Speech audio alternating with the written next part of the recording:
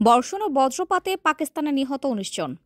পাকিস্তানের পাঞ্জাব, খাইবার পাখতুনখোয়া, কেপি ও ইসলামাবাদে ভয়াবহ ঝড়, ভারী বৃষ্টি ও শিলাবৃষ্টিতে অন্তত ১৯ জন নিহত হয়েছেন। এ ঘটনায় ৯০ জনের বেশি আহত হয়েছেন। শনিবার ২৪ মে বাতাসের গতি ও বজ্রপাতের কারণে সড়ক ও আকাশপথে চলাচল ব্যাহত হয়। বিদ্যুৎ সরবরাহ ব্যবস্থা ভেঙে পড়ে এবং বহু ঘরবাড়ি ও অবকাঠামোর ক্ষয়ক্ষতি হয়। খবর ডনের। ইসলামাবাদে প্রবল বাতাস, শিলাবৃষ্টি ও ভারী বৃষ্টিতে নিচু এলাকাগুলোতে পানি জমে যায়। বহু স্থানে গাছ পড়ে যায়।